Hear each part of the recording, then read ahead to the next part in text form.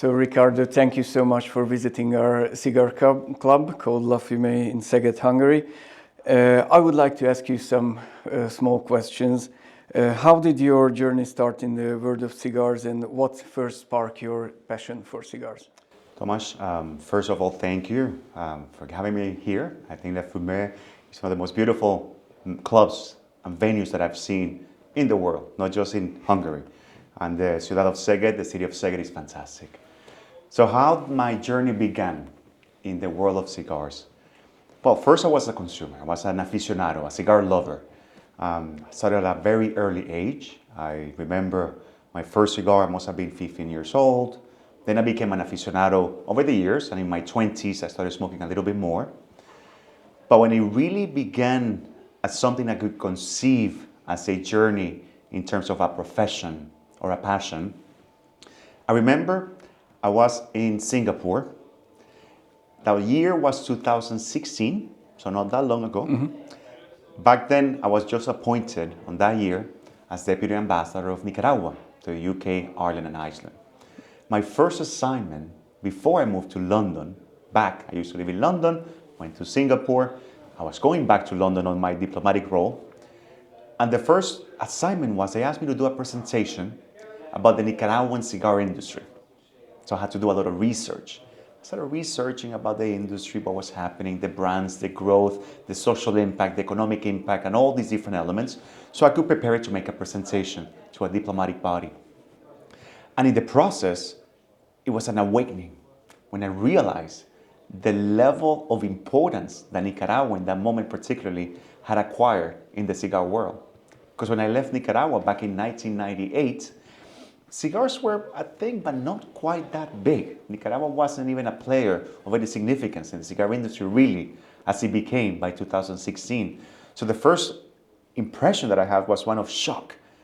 And since the very beginning, when I started my journey in diplomacy, cigars became an instrument, became a tool. At some point, we put a nickname to it. We used to call it cigar diplomacy.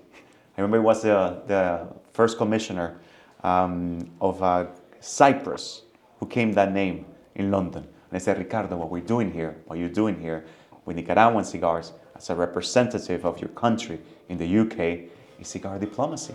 It's a way of connecting.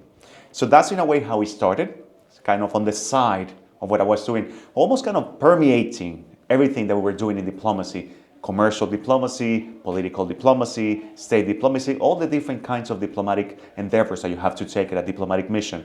And cigars were always present. To the point that at some moment, we created a club. It was a diplomatic cigar club. And it was a club of diplomats coming together, enjoy a cigar, and have those conversations. And that's the beauty of cigars, that sometimes you don't have in a forum that is very strict, but you can have them in different locations where you're in a different setting, like you and I, sitting down, same level, enjoying a cigar. So it became a lubricator of great conversations. And then that eventually led to doing more events at our embassy, supporting events, meeting all the cigar makers. And little by little, cigars are like love. It's like when you meet someone and little by little, you don't even realize it. I could tell you all the things physically I like about my wife. But why did I marry her? I have no idea. Same with cigars. At some point, I was going to be moved as an ambassador to Belgium, and I was going to leave the UK.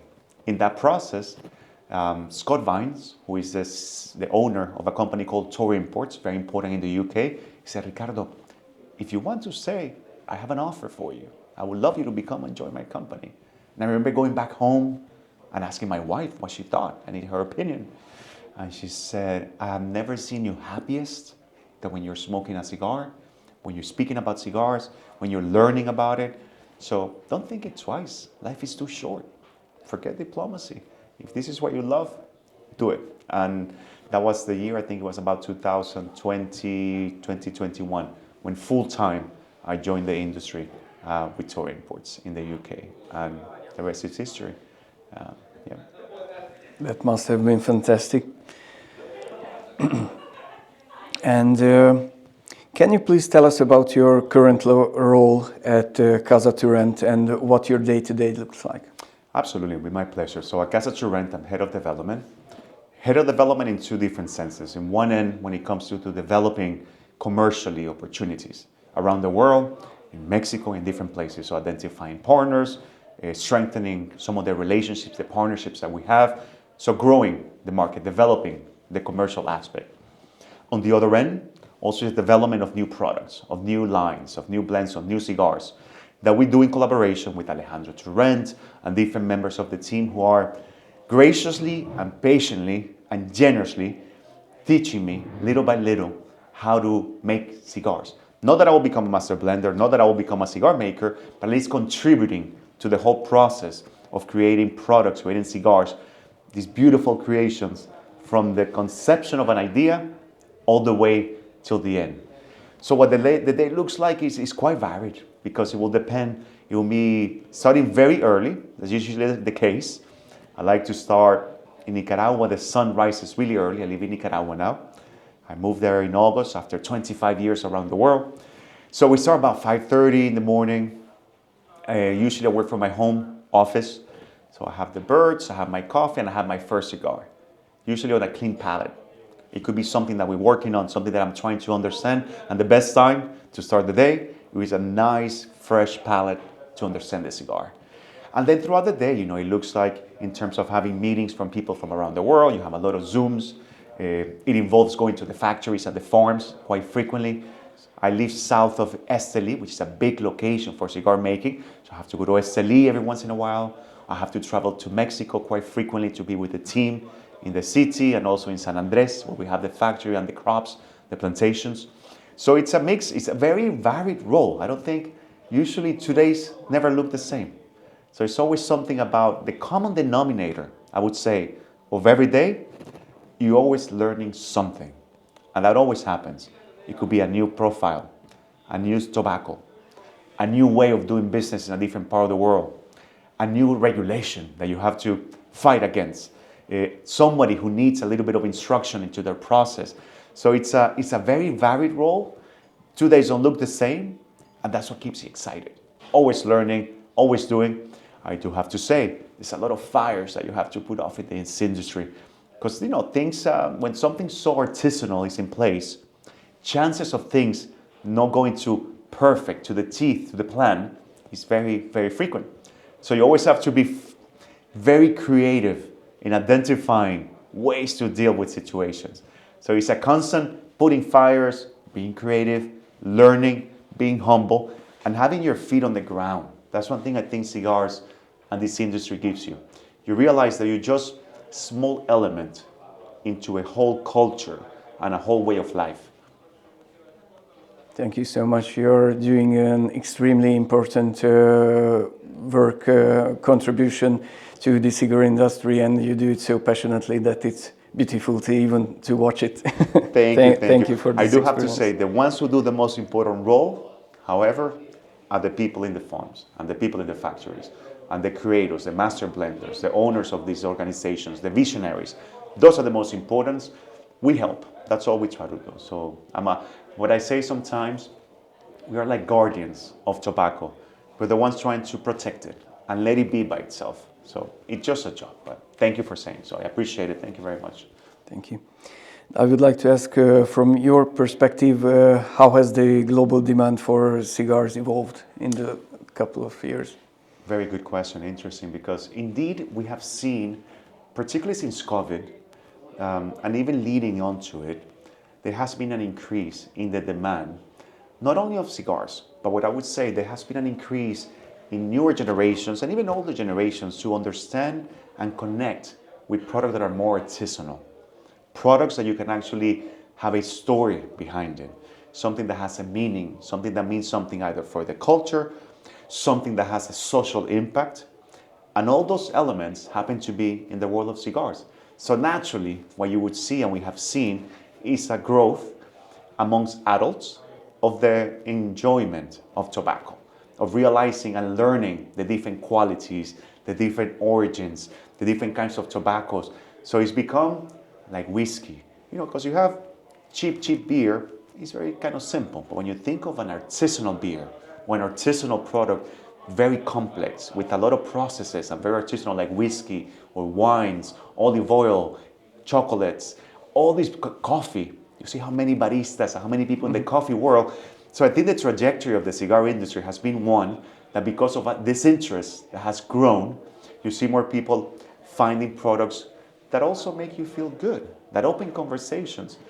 I've seen a change, an evolution, particularly in younger generation. It's beautiful to see that you would see younger people in their 20s or so going to events like the one we had today here at Fumée, that instead of saying I'm going to spend my 100 euros, whatever, on a pub, getting drunk very fast, which is what we used to do in my generation sometimes. I'm from the 80s and 90s, so I'm a bit old already. Now I see these younger generations, they prefer to enjoy one good whiskey, one good cigar, and a profound and helpful and nice conversation. And that's enriching, that's beautiful. So yeah, so you've seen it's a growth. I think we've hit levels of, a good place to have an idea of how the market behaves is the United States. The United States, it's about 80% of the world market of cigars. So it's a good indicator to see what the trends are, right? So what we've seen is we've reached levels that have surpassed the boom, the big boom of cigars, which had happened in the 90s, 95, 96, it ended around 97. But reaching 400 million cigars a year and plus is the landmark, the new number that has become a reality in the cigar world. Now, that's very good, but at the same time, it comes with a big level of responsibility. Because it's very tempting when you see something that's going so well, that everybody wants to get involved. People that perhaps don't appreciate the culture so much, they just want to make some money, and they get involved, and sometimes they cut corners to be able to get the product out to consumers very quickly. And that can lead to a decrease in the quality of the products. And that's what happened in the 90s. I think it was such a rush, such a boom, that people were making cigars with whatever tobacco they found. They wouldn't cure it properly, they wouldn't ferment it properly. So what we need to keep an eye on as an industry, as consumers, as aficionados, consumer is not a great word, aficionados, cigar lovers, is that we make sure that we upkeep the quality, that we don't cut corners, that with the people that take their time, the cigar took 10 years to be made, that's the time it should take. It shouldn't take 5 years, it shouldn't take 4 years. Tobacco is one of those things, it's like the time in a clock. You cannot rush it. It needs to have its own time and rhythm, and you need to respect it. You need to learn it and let it flourish without pushing it. So we're very happy that it's growing. We're very happy, but at the same time very cautious, because also the other danger with all of this is some politicians, primarily, they misunderstand that a cigar is not a cigarette. That a cigar, essentially what it is, it's a patrimony of humanity. It's a cultural expression. So trying to forbid this, trying to regulate this as if it was a cigarette is completely nonsense. And that is the other danger. With growth, more eyes pay attention to it. People get a little bit uncomfortable. You have people anti-tobacco. And there's tobacco and tobacco. And tobacco for cigars is a whole different game. So let's hope that over time we keep at a sustainable way of growing. Booms are never helpful. You have to get to a point and then grow. And that's what we're seeing now. We hit a peak a couple of years ago. Now it's kind of stabilized, but it's at very good numbers. So very happy to see that the world is enjoying more cigars, better quality cigars. Beautiful. And for the last question, what do you think about our cigar club, and how do you see its role in bringing cigar lovers together? Cigar clubs are essential. They are truly, honestly, sincerely essential part of the cigar industry. At the end of the day, if we don't have groups of aficionados, of enthusiasts, enjoying, taking time from their lives to calm down, to go into cigar time and enjoy these creations, then there wouldn't be a cigar industry. So what I've seen today, in the time that I've been here, is that it plays a role within the whole Hungarian society to bring together people of a common interest, people who have a desire to learn, people with a desire to share their experience as well. So I find it as a very positive, hard warming, I would say. I felt here when I was having a conversation with everyone.